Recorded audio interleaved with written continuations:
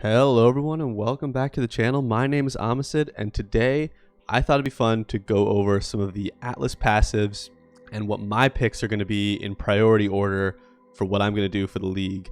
I saw that Zizarin made a video like this and I thought it was a really cool idea.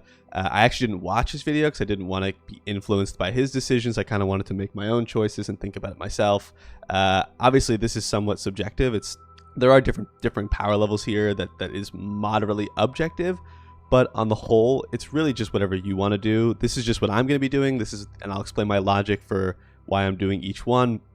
But you can really do whatever you want to do. There's no right or wrong here. It's if you like Harvest and you hate Metamorph or whatever you hate, you love Harvest. I guess an example here is if you love Harvest and you hate Betrayal, then spec into Harvest and don't even think about Betrayal like that. You don't have to do what I'm telling you. This is just what I'm going to do. So without further ado, I went down through it by order. So I apologize for any pauses just because I'm reading off my priority list and my logic. So the first one for Haywark Hamlet, my first one is going to be Bribery. I think that, again, and this is also under the perspective of that you're playing Trade League, Softcore Trade League.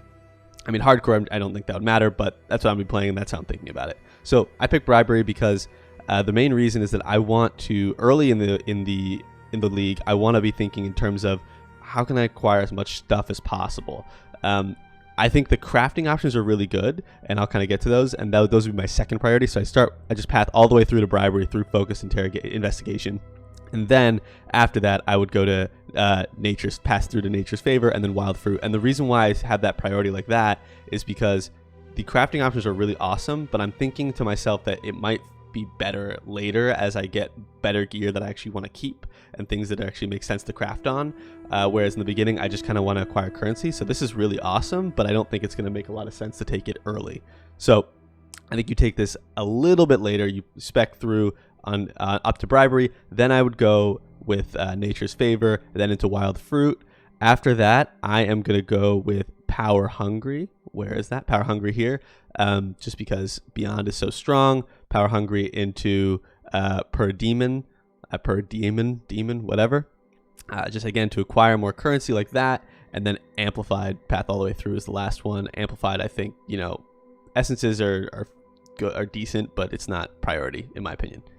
Moving on to Turn's End, the big thing to me. So this I think is the most insane node in all of them is if you path through to Great Migration. That's my first thing I'm going to say. Einhar missions and areas have 5% chance to replace all monsters with beasts. That's crazy. I mean, I can't even emphasize enough how crazy that is. It's just, can you imagine going into a zone with if you really juice a map, especially later, if you really juice a map, you have 1,000+ monsters in there. Can you imagine having all those be beasts? That's crazy. I mean, it's like insane. I don't even know how to fathom this. There's gonna be some crazy videos later in the league where people just have wild maps with 1,000 beasts. It's crazy. Obviously, it's not gonna happen all the time, but I think it's still really cool, and the possibility is great. And Einhar especially is really great early game. So that's my thought there. So then I will move on to That Which You Seek. Just getting your maps juiced early I think is really good. So just getting that additional 10% chance to clean Delirium is good. And then within that I prioritized what did I prioritize? I prioritized the Singular Eternity first, just because again presumably you're gonna have worse gear earlier, so you want things to go a little slower, a little more time to kill stuff, and then into Greater Forces. After that I picked Underground Kingdom, Buried Riches, and Lightless Legion. The reason for that is I just think that Abyss needs a little bit of love right now. It's not, I don't know if they're making any changes there. I don't remember reading anything in the manifesto or anything like that. Speaking of, I might have a video coming out for that later, so stay tuned. But I don't think that Abyss is super worthwhile right now since they nerfed the jewels and the items are not that good because the new jewels got nerfed. It's kind of a catch-22.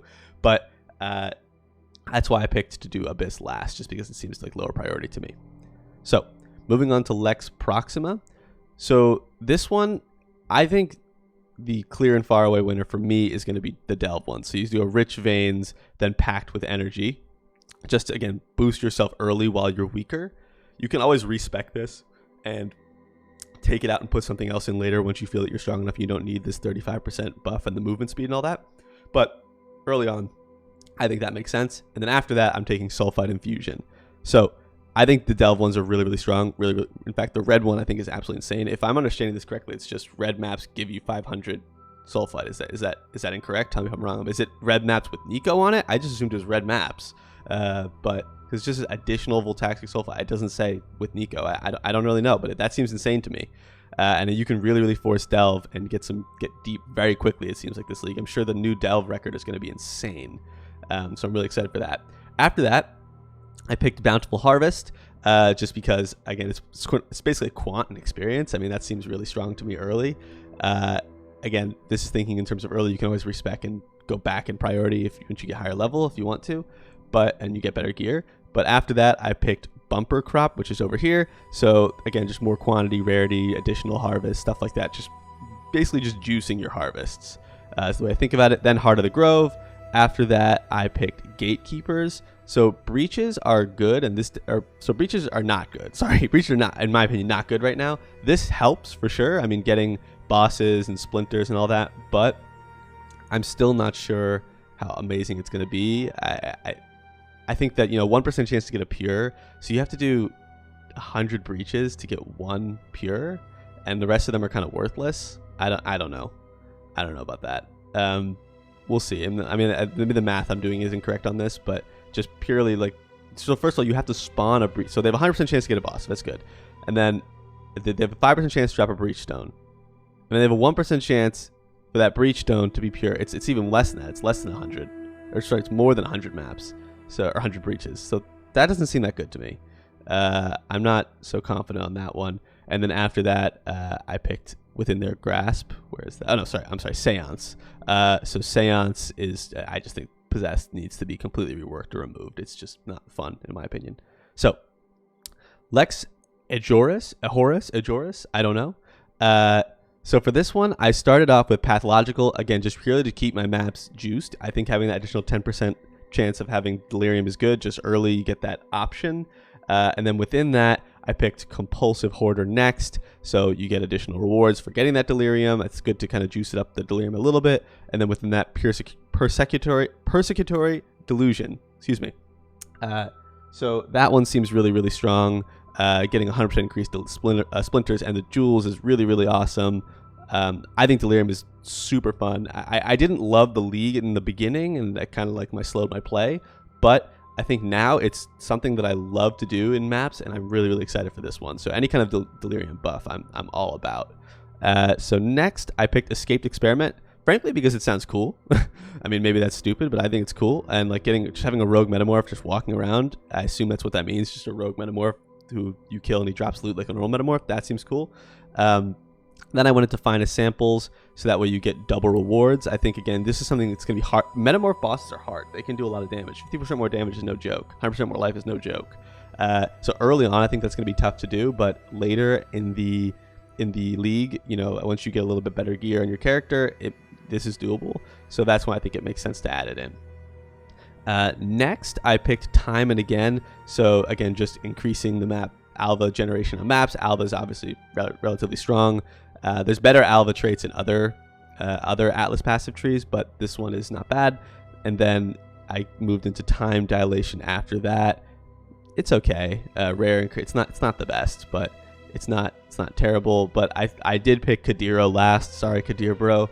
I just don't have faith that Kadiro is going to be that good still. Offers the rarest of 5 chosen items. I mean, we've heard how PoE values rarity and valuable items. I'll get to that. There's one that has the word valuable items in it later, but I'm not confident this is going to be amazing still. I think I'm glad that it's a more consistent way to generate Perandus coins, but it's still, in my opinion, not going to be all that good. So, moving on to Glenarcairns. The first one I went with here is Scent of Blood, just because I think this one I thought had one of the more interesting setups here. But I started off with Scent of Blood just because getting beyond, the possibility beyond without having to do anything early in maps, strong, boost your XP really quickly. So, that being said, the next one I went with is Monumental. Again, I wanted to just give my maps a lot of stuff. So 10% chance to contain Legion, that seems strong to me.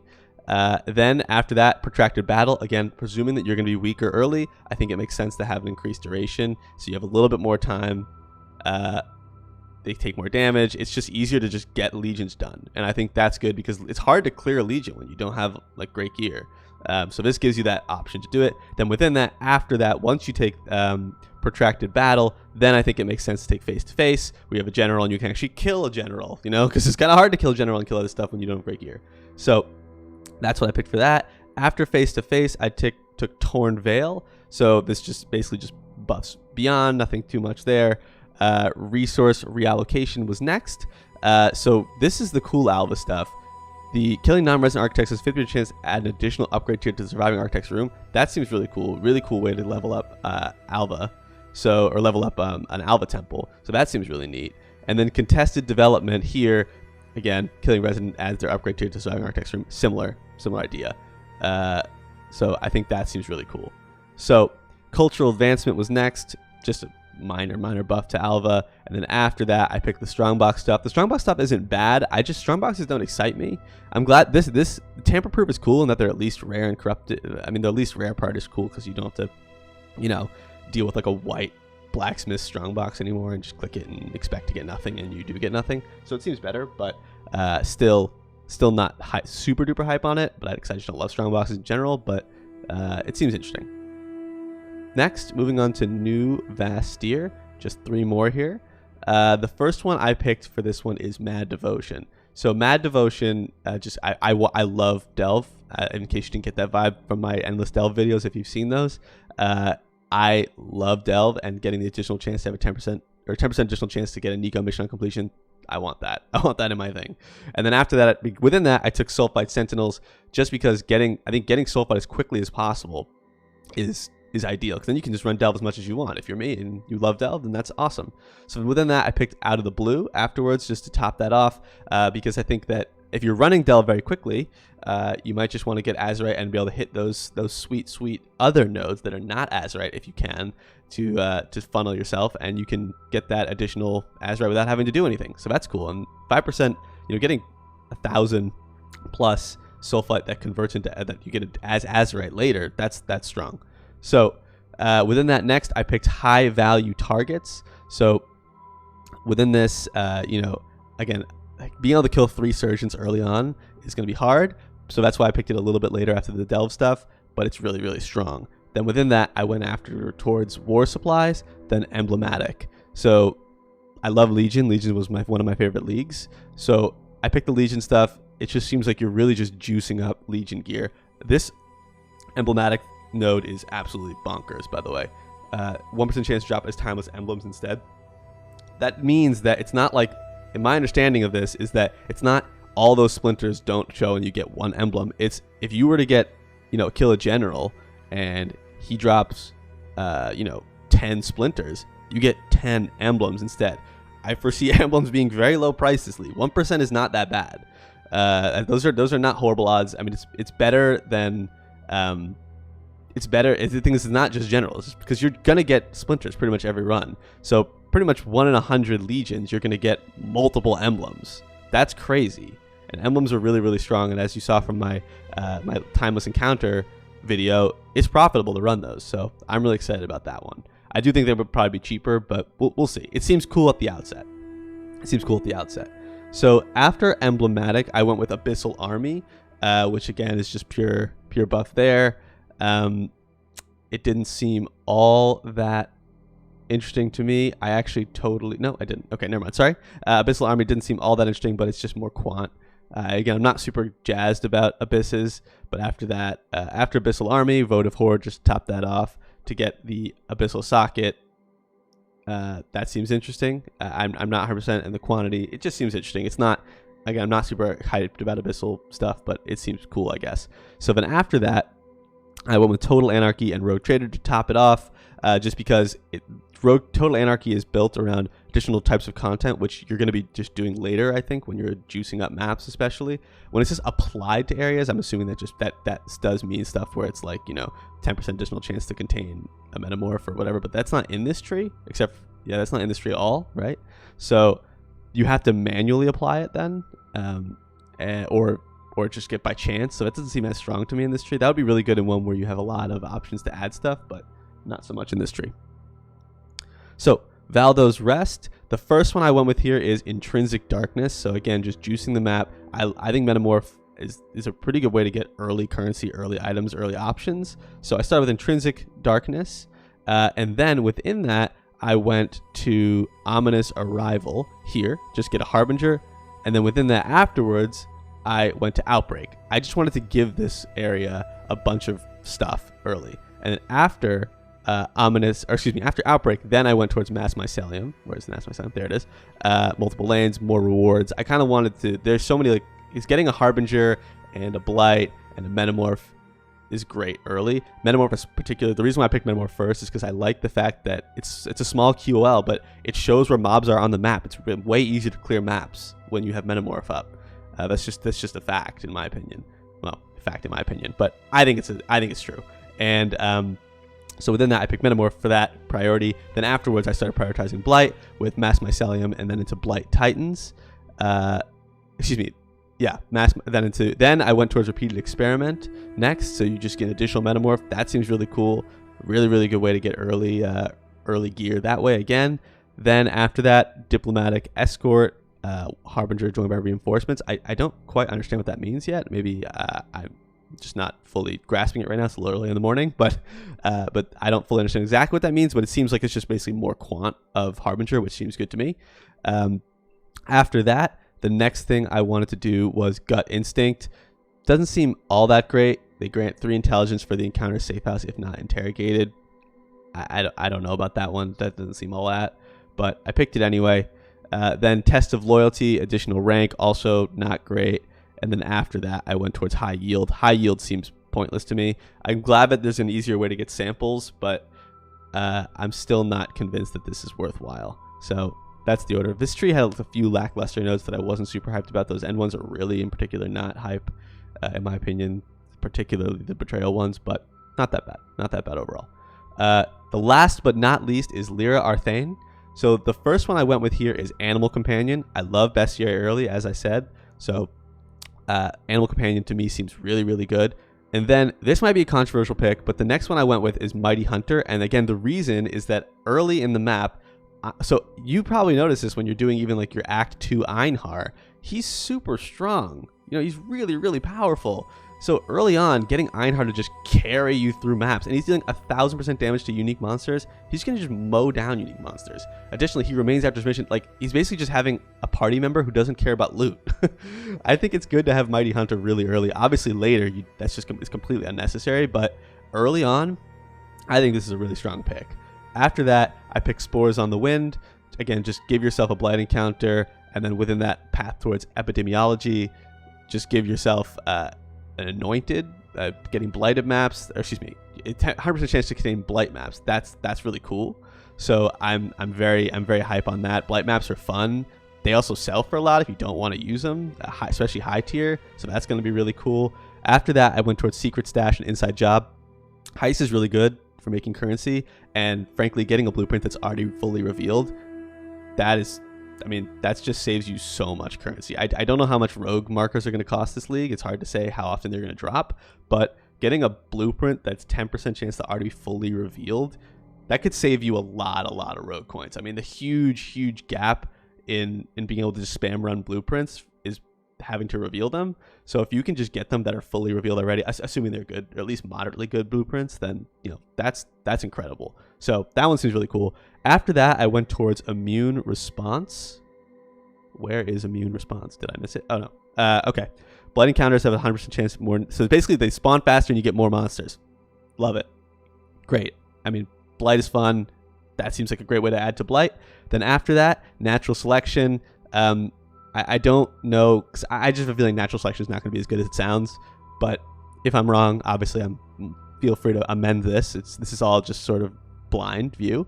And then after that, Probing for Weakness, Breaches. Again, this doesn't seem good. And then Flash Breach. I don't think this doesn't buff Breaches enough to make it worthwhile for me. If the Breachstone one didn't do it for me, this one isn't going to do it for me either. So that is everything. Sorry, it's a little bit of a longer video, but I hope you enjoy. I'd love to hear your guys' thoughts, what you're going to pick. This is, again, just my thoughts, what I'm going to do. You don't need to follow this, but I would love to hear what you guys are doing. Thank you so much for watching, and I will catch you guys in the next one.